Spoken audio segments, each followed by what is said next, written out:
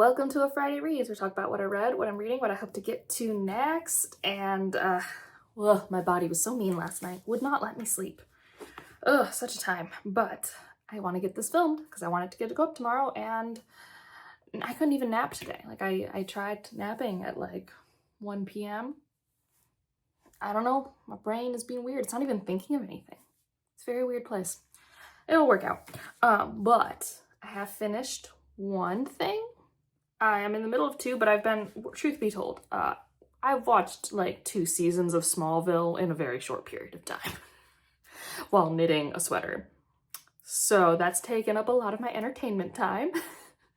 But I've been slowly getting back into reading, like halfway through 2 things. And then I have a bunch of books that I haven't hauled recently. So I'm just going to show you a little book haul at the end. So first, the thing I finished, I picked up my physical copy yesterday. Tio's Darumi. Only downside, I mean, I actually really like that this is matte, but the first book is glossy. Such is my life. But yeah, and also they actually have this out in paperback. So if you like the paperbacks, you can get both books in paperback. By the way, tip. This was a great sequel. I really enjoyed it. Unfortunately, my mental health got a little wonky at the end, not because of the book, just in my life. So focus was hard. But I really enjoyed the audiobook and immersion reading it, just like I did the first book. I'll probably put together a should you read for it, she says, with 5 million other should you reads that she's trying to put together. But I really do want this series to find its audience. I think it's a really fun duology. Like, I think it's a really good science fiction duology that a lot of people will have a good time with. I will say probably the weakest part of this book is we give perspective to our kind of like an antagonist force. There's a character named Corvus, and I don't know if I ever really truly understood him, his intentions, why he was doing what he was doing, and I only think that's an issue because I think the book spent a lot of time trying to tell me that. Like, he gets point of view chapters in this book, and I think for me, I didn't need that much. I preferred my other characters, and since his perspective chapters didn't do much for me, I kind of just wish they weren't there. That's all. But I love our actual cast of characters quite a bit. So that was delightful. This cover's so pretty, and I was pretty happy. So when I went to pick this up at Max Books in Coventry in Cleveland, they looked at it and was like, "Ooh, this is really pretty." I'm like, "Yeah, it's the second book. The first one's out," and they already inadvertently have paperbacks of the second book because they ordered me the paperback instead of the hardback originally. And I was like, can I get the hardback? Because at least my first one's hardback. And let's see, can I even get to it safely? You guys have no idea the stacks of books that are around me right now. Oh, it was on the bottom of the stack. Are they at least the same height? They are, so that's not too bad. But see, glossy, not glossy. I still love the art on both of them quite a bit though. So yeah, I enjoyed my time there. I am halfway through The Devils by Joe Abercrombie. I'm still having a good time. I just haven't been listening to audiobooks. So that's why it's taken me 7 million years. I mean, that said, I still read like 200 pages of it. Like, I'm not driving to go into work because I'm prepping for work at home. I'm not doing yard work because it's been like 7 million degrees and humid outside. I've been wanting to watch Smallville and knit instead of knit, so it is what it is. I really like how action-packed this is. It's pretty action-packed. We got a lot of stuff happening as we try to achieve our objective as a group. And I think it's much better as an audiobook for me than if I physically read it, because there's some of this performance element, because I do think I wonder if my imagination would have the dialogue hit right. I will totally watch this movie if it comes out. There's just like, and I think some of it's a tiny bit repetitive, but like, I guess what I'm trying to say is I like the first Law and Don't Love It, and I'm liking this. So for me, it's like the same. But I'm also the type of person who thinks the slog books are just as fun as The Great Hunt, and that's also an unpopular Wheel of Time opinion, so I'm enjoying this. And then the other book that I'm about halfway through, it's in my little dust jacket thingy-majigger, is The Subtle Knife. Really enjoying this. My issue is I have an e-version, but it's on my phone and not on my Kindle for reasons. I have things in like airplane mode jail. So if I unlock my Kindle to download it, I will lose things I want to read.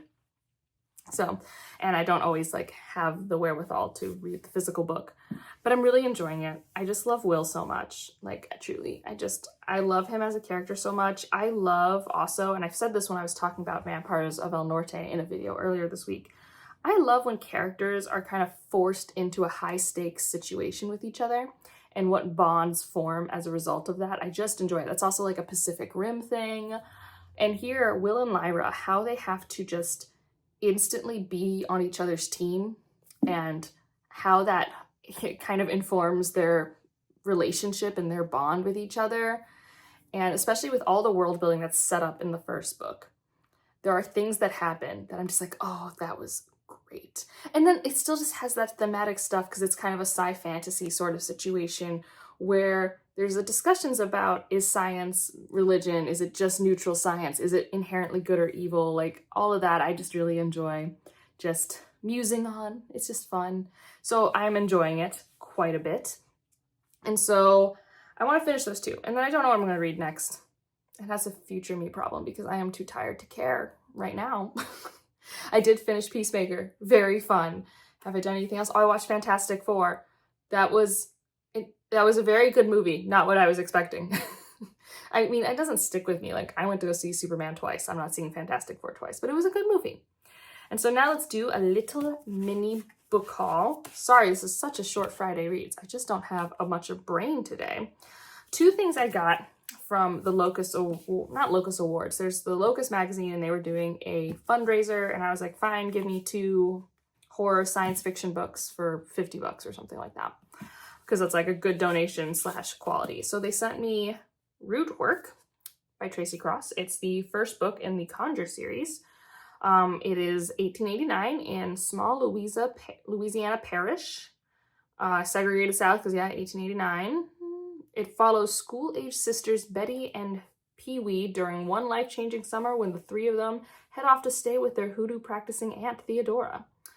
A powerful woman feared by the local townspeople, she teaches the girls the secrets of her craft, like how to make hot foot powder and how to whip up some goofer dust to get back at an enemy. The girls delight in their harmless hoodoo adventures until a tragic event eventually involves the town's racist sheriff promises to change their lives forever. So yeah, and it's not that long. It's pretty short. I mean, part of why I picked it is like I kind of did want stuff I didn't know. So yeah. The other one I'm excited for, but I have to get the first book, is they sent me Nisi Shaw's Kinning. They are one of my favorite editors. They were the editor for New Sons Volume 1 and 2. Love it. And their first book, at least, I don't know if it was their first book, but the book that's before this is called Everfair, which I haven't read. But it says this continues... Oh, it was the debut novel. Everfair was the debut.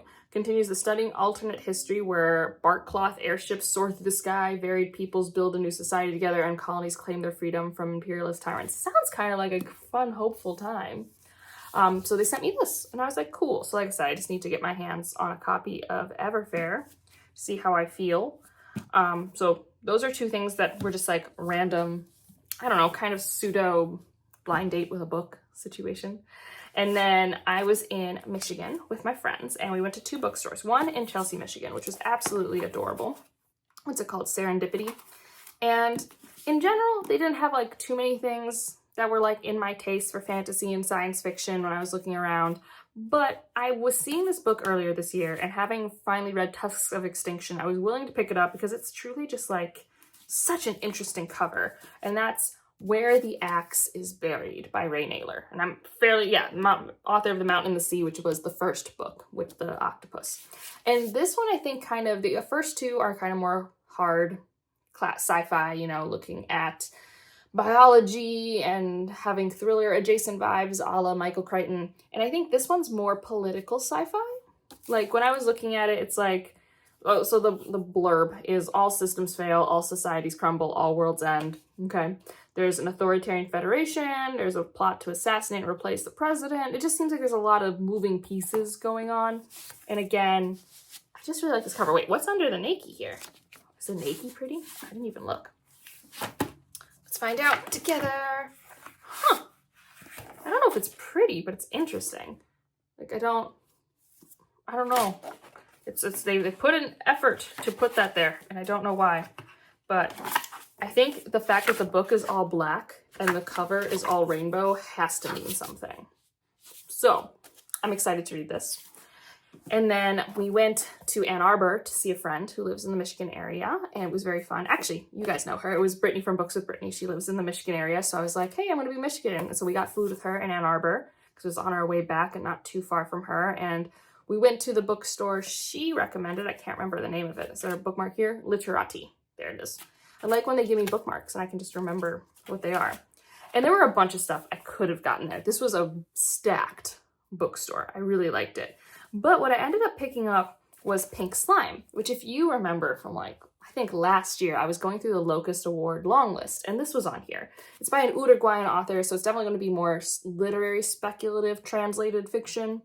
But I'm trying to collect works by different South American authors from different countries. I'm still looking for Paraguay, so if you got Paraguay, please let me know. This one was one I was interested in, and this one's, it's a city ravaged by a mysterious plague. A woman tries to understand why her world is falling apart. In the short, desperate breaks between deadly windstorms, our narrator just stubbornly tends to her remaining relationships. So yeah, it's definitely gonna be like speculative literary. It reminds me, I think, a little bit of Louise Erdrich's Dystopian, where it definitely has a sci-fi motivator, but it feels more like a literary dissecting of characters. So yeah, I was just excited because I like saw it in the wild. I'm like, okay, that's like kind of how I bookshop, right? So yeah, that's where I'm currently at. And my win for the week so far is, so I'm prepping my online portion of my course, because it's like a lab portion and an online portion. And I actually have already filmed a good portion of the videos I need for the first 4 weeks of class, which is insanely productive of me. So that's at least good, while I am so unmotivated today because I am so tired. So tired. It'll be fine though. It will be all good. Let me know what you're reading, doing, or watching this weekend. And if you just want to leave an emoji to let me know you're here. We already did a knife recently. Oh, I don't know. We did a devil recently. Let's do something pink. Okay? And otherwise, like if you liked it, subscribe if you want to, and I'll see you in the next one. Bye.